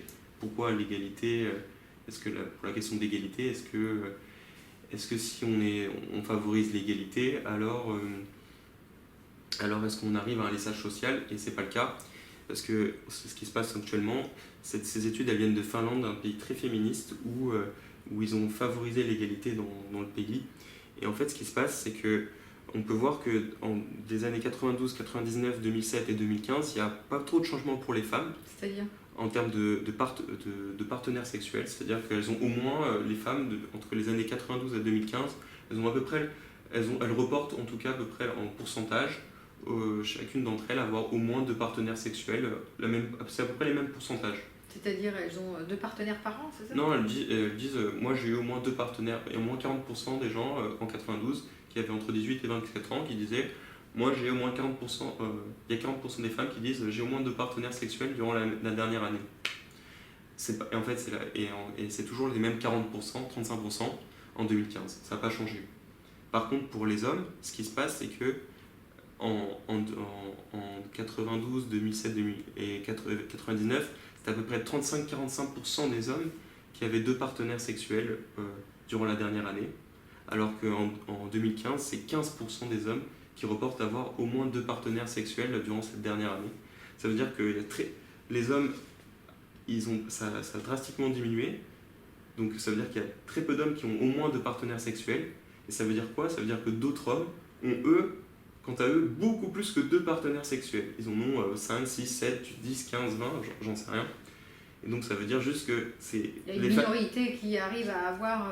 l'ensemble des femmes. L'ensemble des femmes. Et ça, c'est dans des pays très égaux finalement. Très égaux au niveau sociétal, au niveau politique. En fait, on laisse la liberté aux femmes de choisir. Et du coup, ce qu'elles font, c'est qu'elles choisissent les hommes les plus hauts. Toujours les mêmes, c'est toujours les mêmes. Les alphas. Elles continuent de choisir des alphas malgré elles, alors qu'elles pourraient choisir bien d'autres types d'hommes. En fait, c'est ce que le phénomène, c'est que des hommes sont invisibles et d'autres sont très demandés. Ah oui, c'est l'offre et la demande, c'est ça. C'est ça. Et donc... quel que soit, même si le gouvernement et la politique et la société influencent grandement en disant c'est mieux qu'on ait l'égalité, la réciprocité, l'égalité, la réciprocité, donc le lissage des gens. En fait. Alors que dans un pays comme les pays musulmans qui sont pour le coup très inégaux, très discriminants, c'est pas du tout le cas. C'est vraiment, il n'y a pas de lissage social, tout le monde a accès à un partenaire et il n'y a pas du tout de différence significative. Oui, mais bon, c'est pas dans ces pays-là où ils sont plutôt polygames. Justement, aujourd'hui, c'est plus trop le cas. C'est environ. On dit qu'il faut être polygame, enfin, on peut être polygame, mais en réalité, ce qui se passe, c'est que c'est plus trop la polygamie qui est valorisée aujourd'hui. Donc en fait, c'est un partenaire, un mari, une femme. Point. Et ça, c'est plus.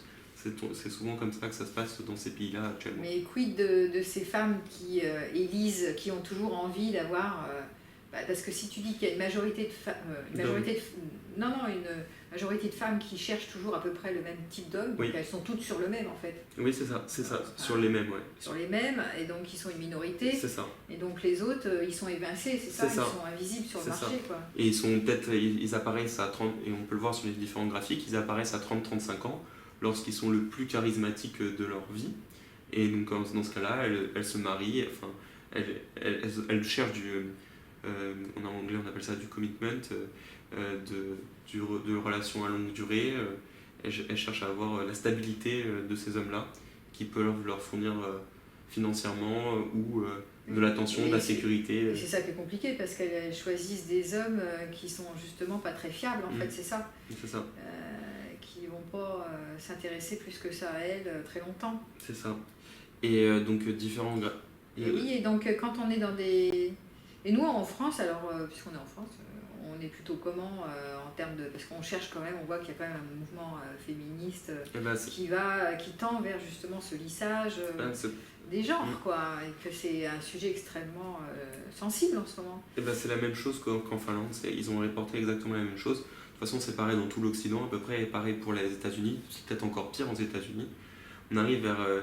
on dit qu'on veut l'égalité, mais en réalité, ce qui se passe, c'est la totale non-égalité. Très peu d'hommes arrivent à sélectionner une majorité de femmes, et beaucoup d'hommes ils ont accès à rien du tout, ou accès à très peu de femmes. Le milieu est très très compétitif pour les hommes dans tous les pays où il y a un lissage en termes d'égalité et où il y a une liberté sexuelle pour les femmes. Et ça, on le voit, comment on le sait, ça?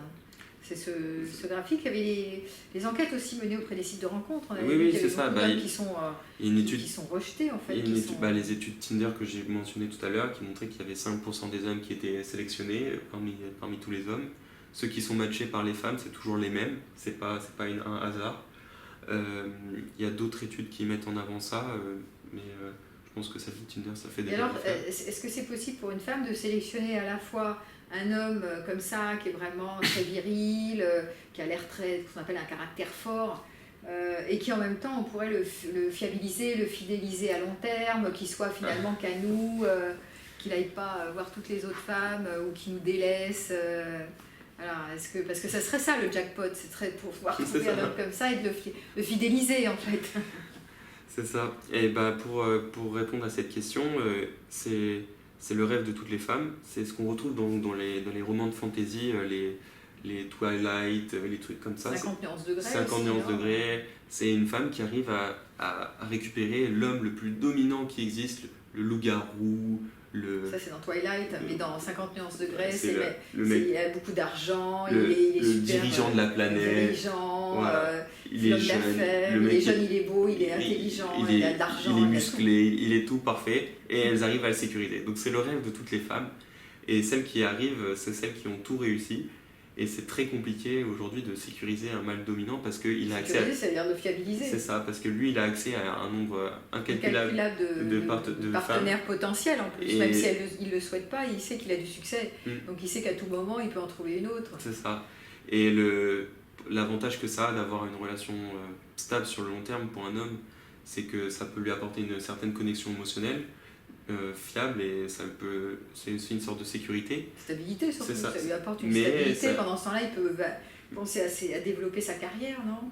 Oui, mais c'est souvent ce qu'on dit, il y a un homme qui a une assise avec une femme avec qui il s'engage, comme ça lui il peut continuer à développer sa carrière. Oui, mais le seul problème que ça a, c'est que ces hommes-là, ils sont quand même, biologiquement, ils se sentent quand même mal parce qu'ils ont quand même ces instincts... malgré eux, instincts biologiques, instinctuels. Qui leur dit allez, vas-y, saisis l'opportunité, parce que si tu la saisis, tu auras plus de chances d'avoir des enfants que si tu saisis pas l'opportunité.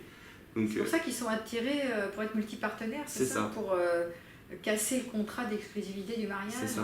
C'est ça. Ou alors ils se limitent en disant non, c'est interdit, le mariage me l'interdit, donc je me restreins. Le mariage, il y a plusieurs théories sur l'existence du mariage, mais une des théories était que le mariage a permis à l'ensemble des hommes d'avoir un partenaire, parce qu'avant ce qui se passait, c'était un partenaire, un mec qui avait accès à toutes les femmes, ou peut-être que les femmes avaient accès à différents hommes, mais comme on l'avait vu, elles trompaient leur partenaire au moment du pic ovulatoire, et elles avaient bah oui, elles aussi, elles avaient des relations extra-conjugales. Elles avaient des relations extra-conjugales. Elles avaient du désir en tout cas. Et en fait, quand elles avaient du sexe, c'était pour avoir la protection des autres hommes de la tribu, peut-être qui n'avaient pas les bons gènes, mais qui au moins la protégeaient, prenaient soin d'elle et prenaient soin de ses enfants aussi. Ramener de la nourriture après la chasse. Donc ça, c'est un premier point de cette question. Je vais continuer. Une autre étude a montré que en 2015, les femmes, dans ces deux graphes, montrent que les femmes ont de plus en plus de rapports bisexuels. Donc, oui, c'est vrai, avec le mouvement LGBT, donc, on voit qu'on arrive dans un mouvement sociétal où il y a beaucoup plus d'homosexuels assumés ou de trans, etc. Enfin, voilà. Donc ça devient de plus en plus rare le sexe pour un homme, un jeune homme. Donc ça devient de plus en plus rare d'avoir du sexe pour un jeune homme, d'avoir du sexe surtout quand il est jeune. Parce que avec la bisexualité qui augmente, les femmes, elles sont peut-être qu'elles sont plus enclines à trouver des partenaires féminins plutôt que des partenaires masculins. Et elles deviennent moins hétéros. Non, mais c'est juste que ça devient plus rare pour un homme d'avoir accès à du sexe. Alors, parce qu'elles sont peut-être plus enclins à avoir du sexe avec des partenaires féminins. Quoi. C'est ça, donc du coup, ça devient encore plus rare pour un homme d'avoir accès à du sexe avec une femme directement, un jeune homme. La compétition devient de plus en plus rude. Il faut qu'ils soient au top, quoi. C'est ça, la compétition est très rude. Et alors, comment ils font tous ceux qui sont écartés, là, qui ont moins accès au sexe, et qui ont moins à la cote, en fait, qui sont moins séduisants comment ils gèrent comment, là comment ils se débrouillent? Parce que finalement, ils finissent par se marier, avoir des enfants, etc. quand même. Ils ne sont pas écartés de la société. En gros, ce qui se passe, c'est que ces hommes-là, ils sont plus enclins à être dépressifs, en fait. Ces hommes qui ne sont pas valorisés, ils sont plus enclins à être dépressifs, ou en tout cas la société favorise le comportement ultra compétitif de ces hommes-là. Donc c'est toujours celui le meilleur qu'il faut être toujours le meilleur pour un homme. Pour ça qu'on retrouve comment on appelle ça, ces clichés où faut que tu lâches rien, faut que tu te battes, ouais, c'est ça. Et après, comme ils sont quand même, on pourrait dire que du coup ils vont peut-être essayer d'être des gentils garçons, enfin d'être bienveillants, respectueux, aimants, attentionnés, pour justement avoir aussi des femmes qui s'intéressent à eux tout de même. C'est un mythe, parce qu'ils croient ça pendant une certaine période de leur vie, et en fait ils sont juste, on appelle ça dans la friend zone, ils restent dans la friend zone et ils sont pas attirés. Leurs femmes les disent oui, il faut être gentil, et la réalité c'est que ils sont mis dans la friend zone et ils sont pas attirants sexuellement, ils sont attirants amicalement mais pas sexuellement, et donc elles disent oui, moi je veux un mec gentil, mais la réalité elle va voir quand même le bad boy. Oui, ou alors elle va finir, quoi, à force de souffrir avec des bad boys, elle finit par choisir pour se marier et faire des enfants un homme gentil, respectueux, tendre, attentionné, qui est fidèle, etc. Et puis elles s'en désintéressent, ou elle prend le pouvoir, et après ce que je vois souvent c'est ça, maintenant que voilà, bon, je suis contente, j'ai bien choisi, j'ai ma petite maison dans la prairie, c'est formidable, il est gentil, etc. Mais je commence à m'intéresser, enfin je m'en désintéresse, quoi. Je deviens pas très sympa avec lui. Je sais pas pourquoi, mais je deviens pas très sympa avec lui, je commence à être critiquée, à le mépriser. Oui, c'est un fait aussi qui a été étudié, qui a été prouvé, c'est que les femmes qui ont un partenaire de longue date et qui n'est pas forcément dominant, ils ont tendance... Dominant dans le sens... pas acquis, quoi. C'est ça, dans le sens il n'est pas acquis à toujours, il se dit pas fidèle à jamais. Elles ont tendance à être répugnées par lui et à être vraiment dégoûtées d'être encore avec lui, surtout au moment de leur pic de fertilité. Alors que durant le cas elles ont moins de désir pour lui, ou moins d'intérêt, ou elles le méprisent, c'est ça. Elles rentrent en conflit plus fréquemment Mais ce qui est intéressant, c'est que c'est juste au moment du pic de fertilité. Les autres moments, elle est très contente, elle est très heureuse, Oui, elle vit sa meilleure vie. il la vénère comme une déesse, donc elle est bien, quoi. Elle est très Et elle ne heureuse. désire pas plus que ça. Mais ça et ce qui se passe, c'est qu'il y a très peu de sexe, et quand elle le fait, elle se force, elle n'en a vraiment pas envie. Et c'est un phénomène très très courant qui a été observé. Et ça, c'est plus l'influence des hormones, du coup. C'est ça. C'est ça. La femme reste attirée par les fameux bad boys, Alors, malgré elle, bien qu'elle ne le veuille pas, qu'elle ne soit pas très heureuse de son sort avec ça, parce qu'elles en plaignent. Hein. Je vais quand même nuancer mes propos en disant que c'est le cas pour des femmes qui ne prennent pas de moyens de contraception comme la pilule. Ah oui, alors quid de celles qui prennent la pilule? Ça transforme quand même. Ah, ça transforme complètement les hormones, ça stabilise le taux de progestérone et d'œstrogène, ce qui fait qu'il n'y a plus de variation hormonale, c'est stable sur tout le long de la période du cycle menstruel, et ce qui fait que les femmes en réalité, donc ça reste, c'est comme si elles étaient tout au long des femmes qui avaient un taux constant, qui étaient tout le temps agréables, et qui se mettent avec des partenaires agréables, mais pas forcément les fameux bad boys comme on peut l'entendre. Et donc, elles sont contentes de leur sort. Elles sont contentes de leur sort, et donc il y en a qui disent que c'est une toute nouvelle espèce qui est mise en évidence, et qu'on ne sait pas du tout à quoi s'attendre, qu'est-ce que ça va être. Et un fait intéressant. Tant mieux pour tous ces fameux jeunes hommes qui sont sur le exclu du marché de l'amour. Eux, ça leur va bien finalement, puisqu'ils peuvent être choisis par ces femmes qui prennent la pilule. Oui, mais quand même, il y a quand même leur instinct biologique qui est quand même là, présent, un peu moins. Mais pour les femmes. Pour les femmes. Et un point intéressant, c'est que il a été reporté que des femmes qui étaient avec quelqu'un de non pas très dominant, qui n'avait pas les bons gènes, le jour où elle a arrêté la pilule et qu'elles voulaient avoir des enfants, ça arrivait plus fréquemment qu'on ne le croit, qu'elles aient une répulsion pour leur partenaire avec qui elles sont depuis des longues années, alors qu'elles voulaient des enfants avec ce partenaire. D'un coup, elles ne se comprennent plus. Elles comprennent plus, que m'arrive-t-il? J'ai arrêté la pilule. Pourquoi je ne désire plus je fertilité. Pourquoi je ne désire plus? Pourquoi je rentre tout le temps en conflit avec lui? Des observations. C'est ça, ça arrive assez fréquemment en fait, au moment où elles veulent des enfants, qu'elles arrêtent de prendre la pilule et par toute leur surprise, elles sont plus si excitées par leur partenaire que ça ne l'était. Elles rentrent plus en conflit, elles sont plus, comme on l'avait vu, enclins à marcher, à aller voir ailleurs, trouver leur mâle dominant pour avoir ses bons gènes et avoir leurs enfants. C'est assez saugrenu, mais c'est... c'est pas très fun, quoi. C'est pas très réjouissant comme tableau. Mais donc, toi, en termes dans une vision futuriste, et avec fort de cette théorie évolutionniste, tu pourrais, de cette influence, donc, toujours de notre biologie face à nos comportements amoureux sexuels, tu pourrais dire comme ça, ou présager que... de quoi? Que finalement, ce lissage des genres, ou qu'on souhaite, en tout cas, que notre culture souhaite lisser nos genres, qu'est-ce que ça va amener? Oui, ça pourrait, à long terme, ça pourrait créer quoi? Ça va créer la polygamie, en fait. Alors, comment ça, la polygamie? Et ben en fait, les hommes dominants, les femmes seront prêtes à se partager, parce que du coup, l'homme dominant aujourd'hui, avant c'était différent, on avait besoin quand même des autres gens de la tribu pour avoir de la nourriture. On était dépendant des autres. Aujourd'hui, avec beaucoup d'argent, on n'a plus besoin d'être dépendant dans la tribu. Il n'y a même plus de tribus qui existent aujourd'hui. On est dans les cellules monoparentales. On est individuel. Ou des cellules familiales individuelles. Donc on n'a plus du tout besoin de ces bêtas, de ces hommes bêta, parce que l'homme dominant, il les protège, c'est tout ce qu'il fait. Il les protège. Il protège quoi? Les femmes. Il protège les femmes, il donne suffisamment en nourriture, il a tout ce qu'il faut, il est riche, il donne en nourriture, il donne...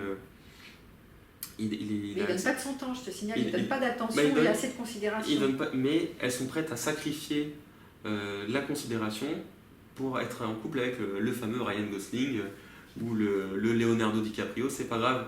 Elles sont prêtes à partager l'homme qui est tellement dominant, plutôt que de me rester avec un homme pas intéressant, pas agréable, enfin pas désirable. Oui, agréable parce qu'ils sont gentils, les autres, c'est les gentils garçons. Elles sont prêtes à partager l'homme et donc à rentrer en polygamie. Mais tu crois ça? Tu crois pas qu'elles vont quand même préférer l'homme gentil, bienveillant, attentionné, même si elles ne le désirent pas tant que ça, mais histoire de se sécuriser quand même. Eh ben, en fait, si elles sont sécurisées par ce mâle dominant, qui en a peut-être 3 ou 4 sous la main, hein, peut-être que c'est une relation polygamie. Hein, Polyamoureuse. Oui. Polygame plutôt que polyamoureuse, parce que... Et en fait, ça va amener à des hommes très très puissants, avec beaucoup de pouvoir aussi, hein, d'avoir accès à 4 femmes qui veulent lui donner du temps en 4 en même temps. Je ne sais pas comment ça va se passer, hein, je ne peux pas prédire le futur avec précision, mais ces hommes-là très puissants, ils vont avoir 4 femmes sous la main, et puis... Oui, tout ça parce que tu dis qu'on ne peut pas se départir de cette influence biologique, et que du coup, les femmes vont continuer de désirer, malgré le lissage des genres culturels, vont continuer malgré elles à désirer toujours un Leonardo DiCaprio, etc., histoire de... Barack Obama, c'est pareil. Oui, d'avoir des hommes qui leur plaisent, quoi. Et donc sont prêtes à partager leur étalon, c'est ça? C'est ça, même si idéalement elles préféraient l'avoir pour elles toutes seules, hein, mais elles sont prêtes à faire des sacrifices parce qu'elles considèrent que cet étalon, ça en vaut la peine, et qu'il pourra quand même lui fournir tout ce qu'il faut en termes de ressources affectives, sexuelles, protection, argent, etc., pouvoir. Elle aura accès à tout ce qu'elle a besoin. En tout cas, elle veut y croire. En tout cas, il y a une partie d'elle, effectivement, qui veut y croire. Mais quand même, si elle arriverait, l'idéal, ce serait quand même de sécuriser pour elle toute seule. Oui, de le fidéliser, d'avoir toute la part du gâteau. C'est ça. Et ça, c'est le plus difficile, mais effectivement, c'est le souhait pour l'avoir vécu, c'est vrai que c'était un souhait. Je vais essayer d'être la plus importante. Je choisis les talons parce que je ne peux pas m'en empêcher, c'est plus fort que moi. Et en même temps, je me rappelle avoir voulu... être la première sur le podium, c'est-à-dire avoir la majorité de son attention. En tout cas, c'est même si je le partageais ou si c'était possible ou envisageable de le partager, c'était que pour des histoires ponctuelles sexuelles à côté, et que j'avais envie de garder la plus grosse part du gâteau. Et ça, je pense qu'on retrouve ça, y compris dans aujourd'hui le modèle polyamoureux. On est vraiment dans cette capacité de partager, mais à condition d'être important, d'être le chouchou, d'être la chouchou, d'être hyper important, d'avoir sa place, quoi. Et ça, c'est pas du tout étonnant en regard de cette théorie évolutionniste et biologique. Oui. Et il y a une question qu'on aurait pu se poser aussi, vers quoi on va tendre aussi avec l'arrivée de la pilule aussi, c'est une question. Bah oui, ça fait, mais déjà on y est déjà. Et du coup, la polygamie, c'était si on prenait pas la pilule, si les femmes ne prenaient pas la pilule. Bah oui, et là du coup elles vont s'intéresser à des hommes qui sont moins les bad boys, quoi. Elles vont être contentes et avoir toujours du désir sexuel, peut-être, tu le disais, avec des hommes gentils, respectueux. Oui, quand même moins, mais peut-être un peu plus. Je ne sais pas ce que c'est comme espèce. Ça serait mieux finalement, en fait. Ça serait peut-être, je sais pas. C'est une bonne question parce que... Est-ce que c'est gagnant, ça, comme peut-être. rapport homme-femme? Ah oui, complètement, mais est-ce que après, quand elles vont arrêter la pilule, ça sera gagnant? Je sais pas. Ah, mais tu disais aussi qu'en fonction des âges, on n'avait plus les mêmes, les mêmes désirs. Oui, les mêmes désirs, parce que exploration, sécurité, selon les âges. Donc, on ne sait pas. D'ailleurs, c'est bien parce que le futur reste à interroger, on ne connaît pas le futur. Et il y avait une question aussi qui revenait souvent, c'était est-ce qu'on peut se défaire de nos comportements biologiques? Ah oui, est-ce qu'on peut lutter à contre-courant? Oui, en général, il faut être conscient déjà de ces comportements. Déjà, c'est pour ça qu'on fait cette interview, parce que déjà il faut être conscient, identifier l'importance de ces traces biologiques en nous pour pouvoir ensuite peut-être s'en départir ou en tout cas essayer de faire un pas de côté pour lutter à contre-courant, j'imagine. Et bien c'est intéressant parce que cette étude elle a été aussi portée. On sait aujourd'hui qu'une femme qui est au pic de fertilité, donc elle a plus tendance à être touchée par des hommes physiquement. Et donc, ce qu'ils ont fait, c'est qu'ils ont dit à des hommes... Mais comment ça se passe? Elle cherche à être touchée ou elle se laisse toucher? Elle se laisse toucher, je ne sais pas exactement. Les hommes, sont plus enclins à aller la toucher. Ça, c'est... Ils ne lui demandent pas son avis à la femme, hein. Ils y vont. Et ben, on a dit à des hommes, écoutez, voilà, quand les femmes, quand elles sont au pic de leur fertilité, elles ont plus tendance à être touchées. Maintenant, arrêtez de les toucher. Alors, certes, ils ont compris, ils l'ont pas fait. Célibataires. C'est ça.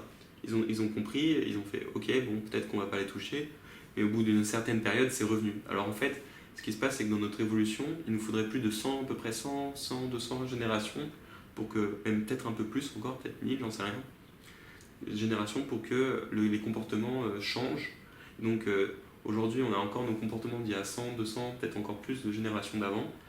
Et donc on est encore enclin pour les générations à venir à se comporter comme on se comportait à l'époque. Mais peut-être que dans 200 générations, ce sera plus du tout le cas. C'est-à-dire ? Et que cette fois-ci, on préférera les hommes gentils, parce qu'on n'a plus du tout besoin de la protection des hommes dominants. Alors tout peut changer, mais en tout cas, même en prenant conscience, ils seront quand même là malgré nous. Et ces hommes-là à qui on a dit ne touchez plus les femmes, parce que c'est un comportement évolutionniste, un mois après, on a refait le test, ils continuaient à toucher les femmes malgré eux. C'est les dragueurs, c'est ça? Les dragueurs qui ne peuvent pas Non. s'empêcher de... Non, c'est quoi? C'est pareil à tous les hommes. À tous les hommes. Tous les hommes, oui. Ils ont toujours envie de toucher les femmes quand elles sont dans leur pic d'évolution. Ils ont plus tendance à toucher les femmes. Je dirais pas qu'ils ont tous envie, parce que c'est une généralité, mais ils ont plus tendance. D'accord. Et donc ça marque quoi, ça? Ça marque le fait qu'on est quand même conditionné par nos gènes et notre... Sans s'en rendre compte. Enfin, ouais. Et que même si on a conscience, on est quand même limité dans notre libre arbitre. Dans notre libre arbitre, exactement. Et je pense que c'est bien pour conclure. Et oui, on est fortement conditionné. Tu parlais du postulat qu'on était quand même assez prédéterminé et qu'on essaye de lutter à contre-courant des fois, hein, mais c'est pas toujours simple. Mais déjà, de le reconnaître, de l'identifier, de se voir, de s'observer peut-être en train d'être pris par ces conditionnements archaïques, ça peut être une manière peut-être de faire un pas de côté, de se dire bon, qu'est-ce que je choisis, dans quelle direction je pars?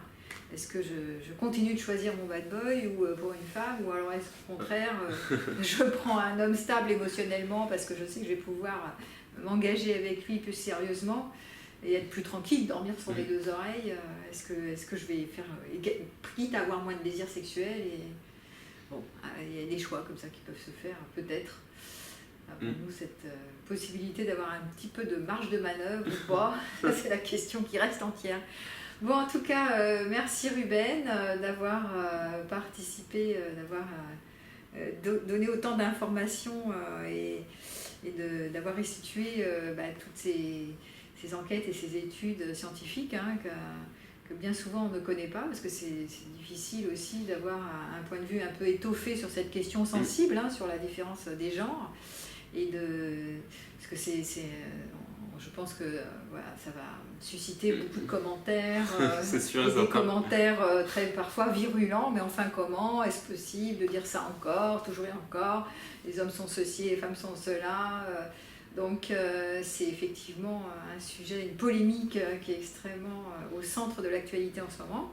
Et c'est intéressant aussi d'avoir vos commentaires sur le sujet, même si les sensibilités sont toujours un peu diverses et variées. C'est pour ça que c'est intéressant d'avoir de ta part, merci d'avoir eu le temps de pousser les recherches et d'avoir lu pas mal d'articles et de livres sur le sujet. Dans le PowerPoint, vous avez certainement une bibliographie aussi auquel je fais référence. Comme ça, vous pouvez avoir les articles qui ont été étudiés. Et puis, merci de votre écoute et peut-être à une prochaine fois sur une autre interview, une autre conférence ou un autre débat. Peut-être Ruben, tu reviendras nous parler d'un autre sujet. Voilà, merci. Donc c'était Ruben, qui est aussi mon fils par ailleurs dans la vie, et c'est le première interview que je donne. Voilà. À bientôt. À bientôt.